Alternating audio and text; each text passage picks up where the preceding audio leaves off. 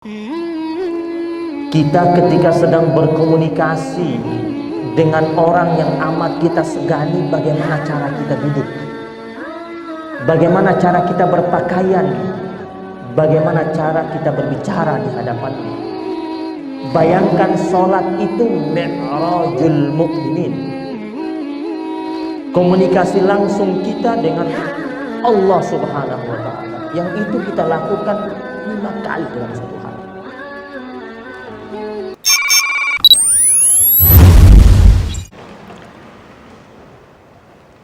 Bismillahirrahmanirrahim.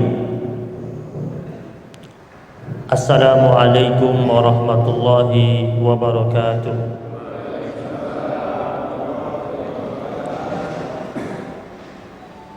Alhamdulillahi rabbil alamin, wa ilahil awwalin wal akhirin, wa salatullahi wa salamuhu wa rahmatuhu wa barakatuhu ala safwati khalqihi wa khatimi anbiya'ihi wa rusulihi, habibina wa syafi'ina wa maulana Muhammadin wa ala alihi wa ashabihi ajma'in. Allahumma salli wa sallim ala sayyidina Muhammad wa ala ali sayyidina Muhammad, wa barik ala sayyidina Muhammad wa ala ali sayyidina Muhammad fil alamin innaka hamidum majid. Subuhun kudusun Rabbuna wa Rabbul malaikati war ruh.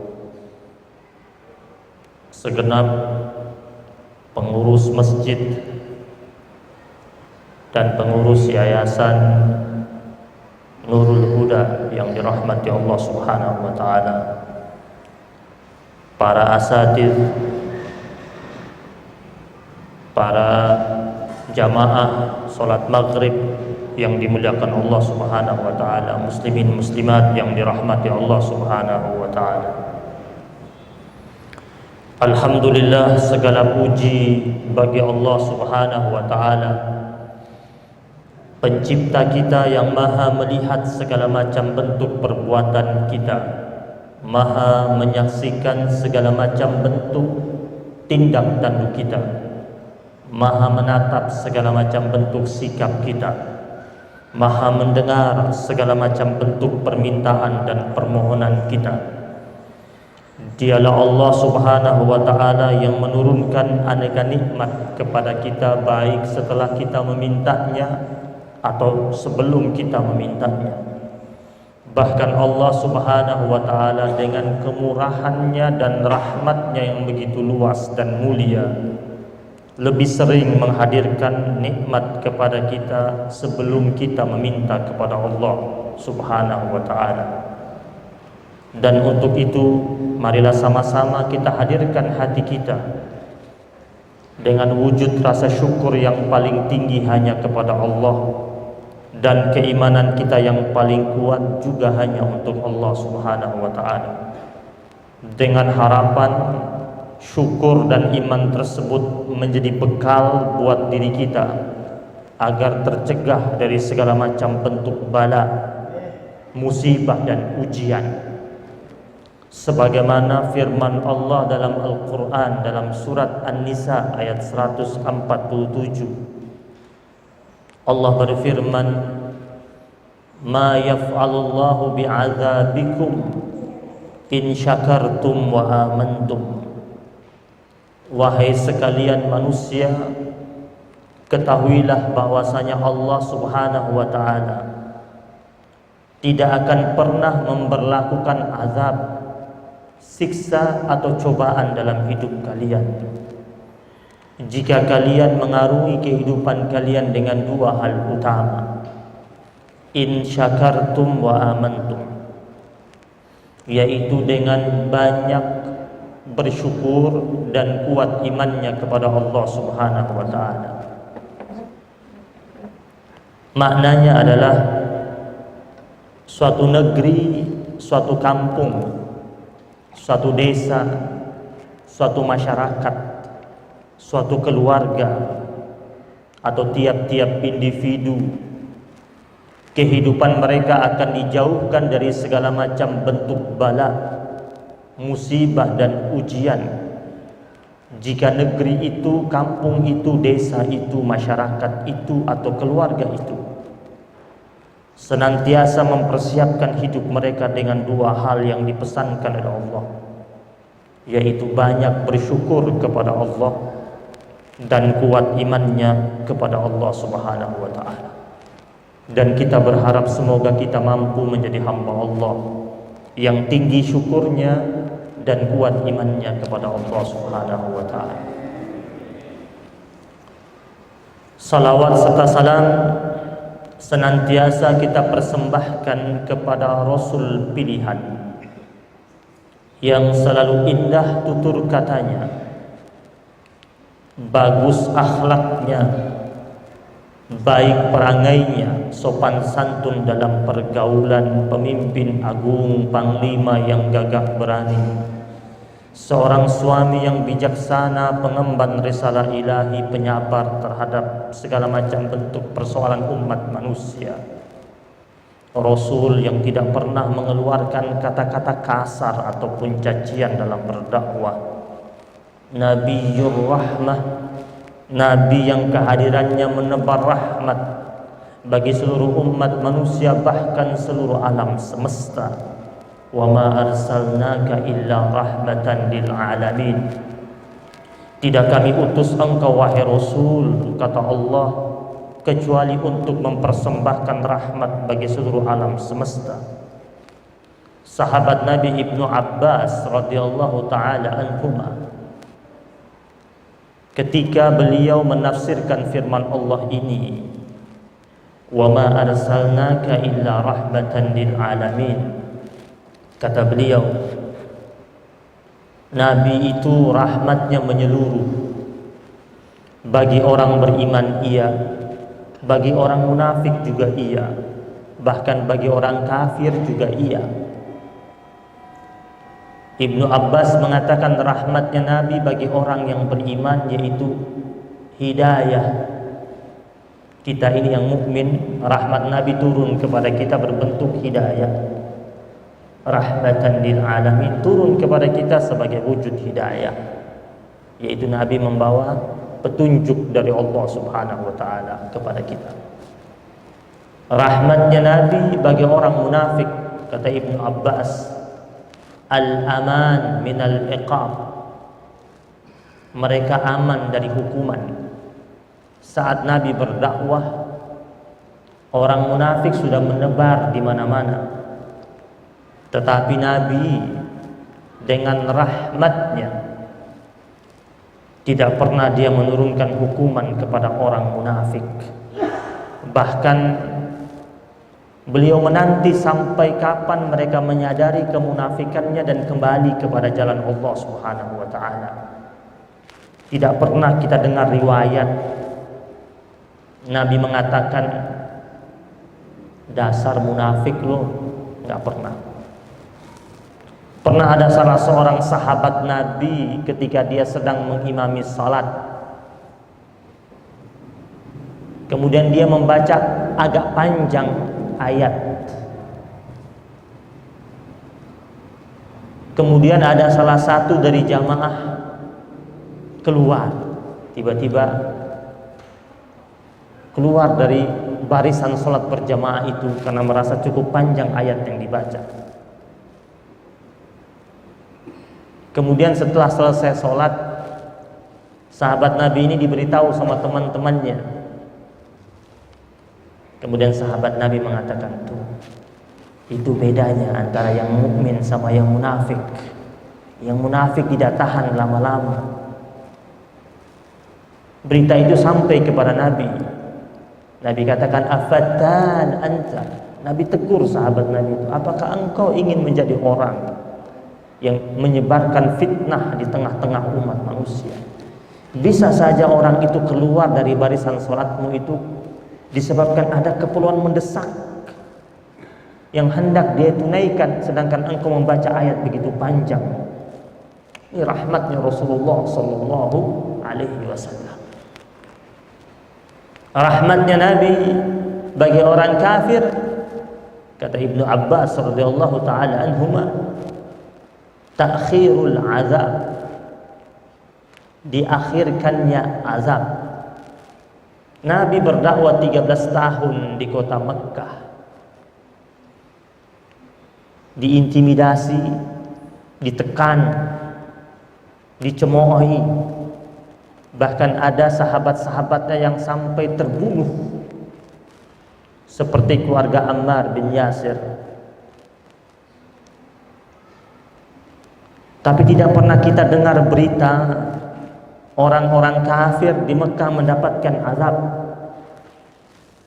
Bahkan malaikat pernah datang menawarkan azab untuk ditimpakan kepada mereka yang mendustakan Rasul. Nabi mengatakan, innahum qaumun la ya'lamun. Mereka itu adalah kaum yang belum paham apa-apa.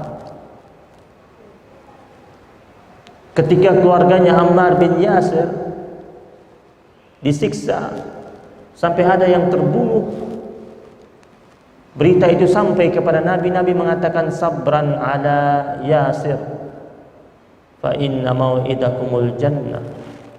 Bersabarlah bagi keluarga Yasir, karena Allah menjanjikan kalian surga.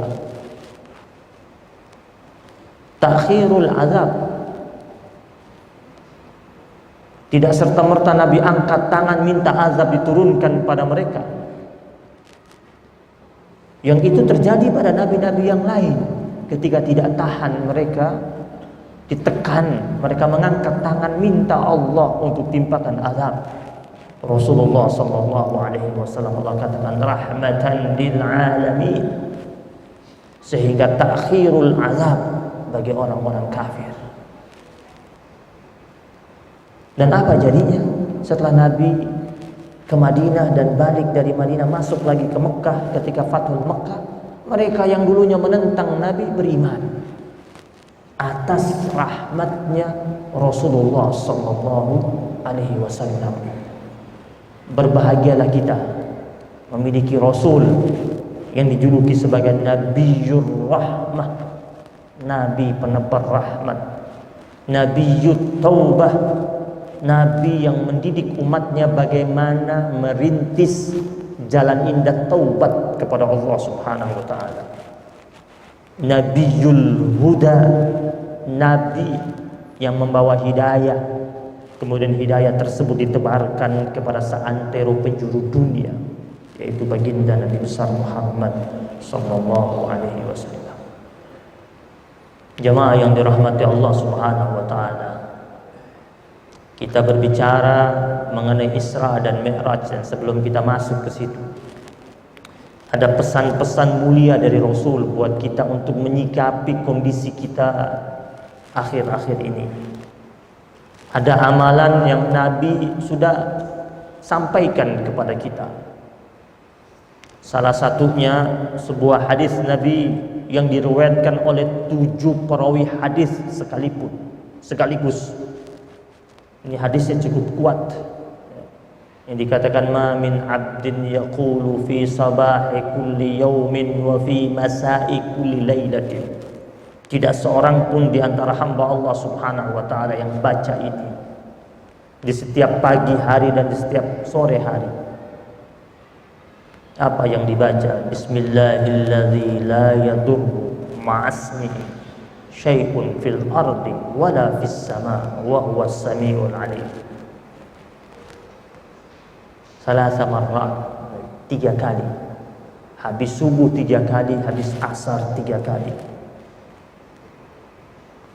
La yadurruhu syai', kita hanya bersandar pada Allah, dan insya Allah segala macam bentuk mara bahaya tidak akan menimpa dirinya dengan membaca Bismillahilladzi la yadurru ma'asmi syai'un fil ardi wala fis sama wa huwas samiul alim. Dengan nama Allah yang dengan namanya itu tidak akan ada mara bahaya di langit maupun di bumi. Di langit mana saja dia berada, di bumi mana saja dia berpijak. wa huwas samiul alim, dan Dia Allah Maha mendengar dan Maha mengetahui. Kita berlindung dengan menggunakan nama Allah Subhanahu wa taala. Insyaallah kita semuanya mendapatkan perlindungan dari Allah Subhanahu wa taala. Jemaah yang dirahmati Allah Subhanahu wa taala, Isra Mi'raj adalah perjalanan yang dilakukan oleh Rasulullah sallallahu alaihi wasallam, yang Allah memulai firman-Nya dengan mengucapkan subhanallazi asra bi'abdihi. Allah mengatakan subhan, maha suci Allah Subhanahu wa taala. Berarti perjalanan ini perjalanan suci, bukan perjalanan biasa. Sama ketika Allah Subhanahu wa taala mengatakan hukum keberpasang-pasangan. Allah mengatakan subhanalladzi khalaqal azwaja kullaha mimma tumbitul ardh wa min anfusihim wa mimma la ya'lamun. Maha suci Allah yang menciptakan segala sesuatu berpasang-pasangan, entah itu yang tumbuh dari perut bumi atau dari makhluk yang bernafas dan bernyawa, hewan ataupun manusia, ataupun makhluk-makhluk lain yang belum diketahui oleh kita dan hanya Allah yang tahu. Allah katakan itu semuanya berpasang-pasangan. Dan Allah mengucapkan dengan subhana, berarti hukum berpasang-pasangan itu sesuatu yang suci, yang harus dilakukan dengan cara-cara yang suci dan dipertahankan dengan cara-cara yang suci dan dijalani dengan cara-cara yang suci. Nah, perjalanan Nabi, Allah mengatakan subhanalladzi asra bi'abdihi. Maha suci Allah yang memperjalankan hamba-Nya Muhammad sallallahu alaihi wasallam di malam hari itu dari Masjidil Haram ke Masjidil Aqsa, kemudian dari Masjidil Aqsa Mi'raj ke Sidratil Muntaha. Perjalanan yang maha suci tersebut tidak dapat diukur oleh manusia, karena hanya dapat dilakukan oleh hamba Allah pilihan, yaitu Rasulullah sallallahu alaihi wasallam. Jemaah yang dirahmati Allah Subhanahu wa taala, Sayyidina Utsman radhiyallahu taala anhu, dalam salah satu ungkapan-ungkapan indah yang dia sampaikan di depan jasadnya Nabi, ketika dia tahu Nabi sudah meninggal dunia, dia berdiri di hadapan jenazah Nabi sambil meneteskan air mata dengan mengungkap syair yang begitu panjang. Salah satu dia katakan, wahai Rasulullah, jika Allah pernah memberikan kepada Nabi Sulaiman kendaraan berbentuk angin yang dapat bergerak dengan begitu cepat, tapi itu semua tidak ada apa-apa yang Allah berikan kepadamu jika dibandingkan yang Allah berikan kepadamu, yaitu Burak, yang perjalanannya begitu cepat, ditempuh dengan waktu yang begitu cepat,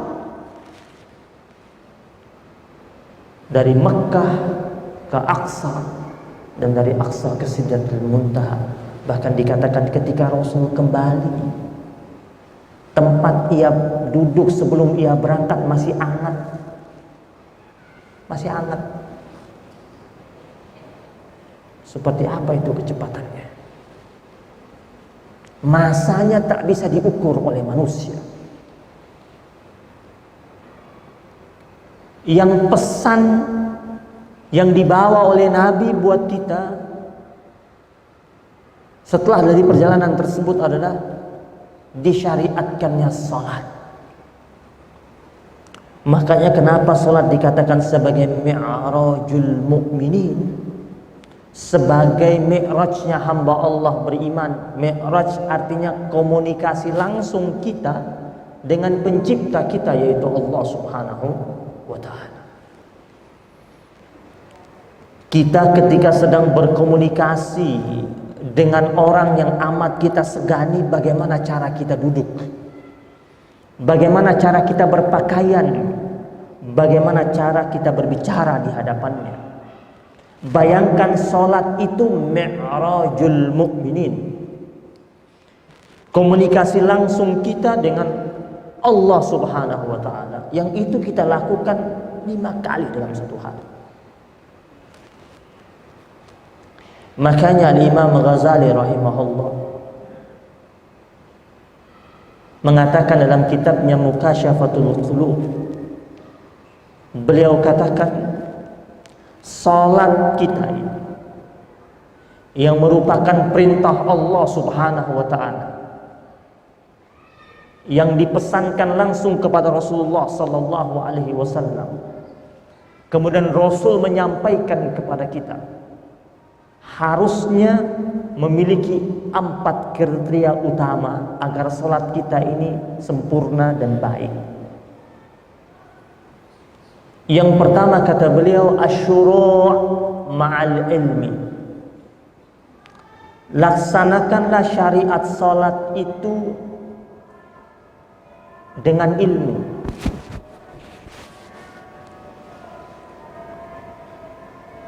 Kenapa beliau katakan yang pertama itu ilmu itu penting? Karena bisa jadi masih ada di antara kita saat melaksanakan ibadah salat tanpa ilmu. Bisa jadi masih ada di antara kita ketika dia salat, yang dia baca dia tidak paham. Bagaimana dia akan serius mi'raj kepada Allah Subhanahu wa ta'ala, sedangkan yang dia baca dalam salatnya dia tak paham. Bagaimana dia akan memancing kekhusyuan dalam salatnya itu? Bagaimana dia sampai pada tingkatan hudurul qalb, hatinya hadir? Maka beliau katakan asyuru ma'al ilm, pakai ilmu. Terkadang masih ada orang kita tanya, apa artinya sami Allahu liman hamida? Dia bingung menjawabnya, sedangkan itu dia ucapkan tiap kali dia sholat. Bagaimana lagi kalau ditanya dengan bacaan-bacaan lainnya, surat-surat yang dia baca dalam sholatnya, jika ia baca tanpa ilmu? Maka ini penting. Bukankah Allah Subhanahu wa ta'ala mengangkat derajat orang yang berilmu itu? Allah katakan darajat, yarfa'illahu alladhina amanu minkum walladzina utul ilma darajat. Orang beriman Allah angkat derajatnya. Tetapi orang beriman ditambah dengan keilmuannya Allah angkat darajat. Derajatnya berlapis-lapis tingkatannya, karena keimanannya berdasarkan ilmu. Karena dalam ilmu tauhid itu dikatakan iman seseorang itu ada 3 tingkatan. Ada imannya taklidi, ikut-ikutan, taklid, masih imamnya awam. Yang kedua namanya imannya istidlali, imannya argumentatif, keimanannya itu ada dalilnya. Dia punya alasan kenapa dia beriman kepada Allah. Kalau ditanya kenapa Anda mukmin, dia bisa jawab. Namanya istidlali, bidalil, ada argumen yang dia sampaikan. Naik lagi al-iman bil qalb, imannya sudah berada dan menyatu dalam hatinya, tidak mampu digoyah dan digoyang oleh apapun. Nah, maka poin yang pertama kata Imam Al-Ghazali, asyuru ma'al ilmi. Kita ini kadang-kadang suka pasrah dengan keawaman keislaman kita. Untuk urusan duniawi kita tidak pasrah dengan keawamannya. Sekolah aja kita pingin naik kelas, kuliah bila perlu sampai doktor. Tapi untuk urusan agama, urusan untuk menjemput negeri akhirat kita ini yang jauh lebih abadi, jauh lebih kekal, wal akhiratu khairu wa abqa, kita suka pasrah dengan keawaman keislaman kita, dan ini salah. Contoh, dari umur usia akil baligh sampai umur 60 tahun, ketika dia sholat sendirian, kalau berjamaah kan imam yang baca. Kalau sendirian, itu yang dibaca surat langganan, Al-Ikhlas, Al-Falaq, An-Nas, Wal Asr, Inna a'tayna. Bukan tidak sah sholatnya, sholatnya sah. Tapi perbendaharaan surat-surat dalam sholatnya itu begitu aja terus. Sedangkan kita punya handphone saja, gadget kita itu kita update, kita perbaharui, kita ganti yang baru. Tapi daya hafalan kita itu tipis.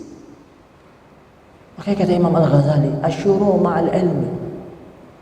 Syariat itu, termasuk syariat sholat itu, pakai ilmu. Orang sholat pakai ilmu, dia paham betul bagaimana posisi sebagai imam, bagaimana posisi sebagai makmum. Kalau dia punya ilmu, dia paham sebagai makmum, ketika imam lagi baca surat, dia tidak asik dengan bacaan yang lain. Salah kalau dia sebagai makmum, imam lagi baca surat, dia baca yang lain. Imam sudah waladhdallin, amin, sudah.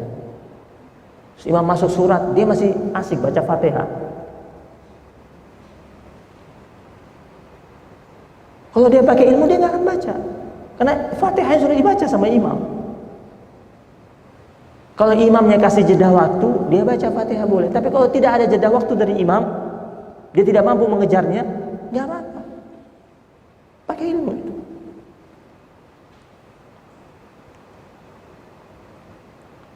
Karena Allah bilang dalam Al-Quran, wa idza quri'al Qur'anu fastami'u wa ansitu. Kalau Quran dibacakan, jangankan dalam sholat, dalam kondisi begini saja Quran lagi dibacakan, fastami'u wa ansitu. Ini Allah yang perintah. Dengarkan dengan seksama, pasang telinga, pasang mata, dengarkan dengan seksama. Wa ansitu, diam. Allah suruh diam. La'allakum turhamun, agar kalian mendapatkan rahmat. Gimana sholat kita turun rahmat kalau makmumnya asik baca yang lain, tidak mendengar yang dibaca oleh imam? Ya, syuru mal ilm, pakai ilmu. Ini pesan Imam Al-Ghazali yang pertama. Yang kedua, al-qiyam ma'al haya, berdirinya sholat kita itu berdiri dalam keadaan malu di hadapan Allah. Bahasa anak-anak sekarang salting deh, salah tingkah di hadapan Allah Subhanahu wa ta'ala. Kita kapan kita salting? Di hadapan orang yang kita segani. Harusnya di hadapan yang maha segalanya, yakni Allah Subhanahu wa ta'ala. Al-qiyam ma'al haya. Maka mulai dari muqaddimah salat, yaitu dari wuduknya kita sudah benar-benar mempersiapkan diri kita dari gerbangnya itu, dari wuduknya kita. Kemudian dari masuknya ke masjid, kaki kanan kita langkahkan. Al-Imam Ali Zainal Abidin. Beliau pernah ketika sedang mau berwudu di pagi hari yang begitu dingin, muridnya menuangkan air untuk wudu. Zaman dulu belum ada keran, jadi biasa orang berwudu dibantu sama orang lain yang menuangkan airnya. Muridnya tuangkan air, tangannya gemetar, tubuhnya menggigil. Kata muridnya, apakah Anda sakit? Dia bilang tidak, tapi aku melihat tubuhmu gemetar. Aku melihat ada keringat dingin keluar dari wajahmu. Kata muridnya, bukankah engkau ajarkan kepada kami ada rukhsah, ada keringanan dari Allah, kalau sakit bisa tayamum, wahai guruku? Dia bilang, tidak, aku tidak sakit. Lalu kenapa engkau gemetar dan menggigil? Dia bilang, wahai muridku, tak tahukah engkau dengan siapa kita akan berhadapan sebentar lagi? Kita akan berhadapan dengan Allah, Rabbuna. Aku khawatir ini sebagai sholat terakhirku, dan aku khawatir jika ini sholatku yang terakhir dan tidak baik di hadapan Allah. Benar-benar dipersiapkan seperti itu. Al-qiyam ma'al haya. Kita berangkat ke masjid, kita pakai pakaian yang baik, yang rapi, yang bagus, yang bersih, yang wangi, karena kita berhadapan dengan Allah. Kenapa kita pergi ke pesta? Yang lihat itu manusia, yang saksikan itu manusia. Pakaian kita super bagus, bahkan dicuci di tempat laundry yang satuan. Tapi sajadah kita cuci di tempat laundry yang kiloan, mungkin 3 bulan sekali kita bawa cuci. Ini kita berhadapan dengan Allah Subhanahu wa ta'ala. Ulama-ulama dahulu, jangankan sholat, Al-Imam Malik rahimahullah, gurunya Imam Syafi'i, ngajar hadis saja, ngajar hadis, buka kitab hadis, sebelum ngajar mandi bersih, pakai baju yang bagus, pakai wangi-wangian, buka kitab. Ada salah satu murid barunya tanya, guru, habis ini mau hadir kondangan. Dikira mau habis hadir kondangan, habis ngajar, langsung jalan pergi kondangan, nikahin orang. Dia bilang, enggak, ngajar kalian aja. Kok rapi banget? Dia bilang, saya ini ngajar kalian hadis, saya buka kitab hadis, jelasin kalian. Setiap hadis yang saya baca, yang saya sampaikan kalian, ka'anni jalisun amama Rasulullah sallallahu alaihi wasallam. Aku membayangkan seakan-akan aku duduk di hadapan Rasulullah sallallahu alaihi wasallam. Makanya pesan Imam Al-Ghazali, salat kita itu yang kedua, al-qiyam ma'al haya, berdirinya itu harus salah tingkah di hadapan Allah. Berdiri benar-benar merasakan kita ini abdun zalil, hamba yang hina, yang rendah di hadapan Allah Subhanahu wa ta'ala. Sehingga kita dapat mi'raj. Ketika kita Allahu Akbar, hati kita hudur, hadir, menghadirkan segala macam bentuk nikmat Allah, kebaikan Allah hadir di situ. Al-qiyam ma'al hayat, yang kedua. Yang ketiga, al-ada ma'at ta'zim, melaksanakan prosesi sholat tersebut dengan penuh pengagungan kepada Allah Subhanahu wa ta'ala.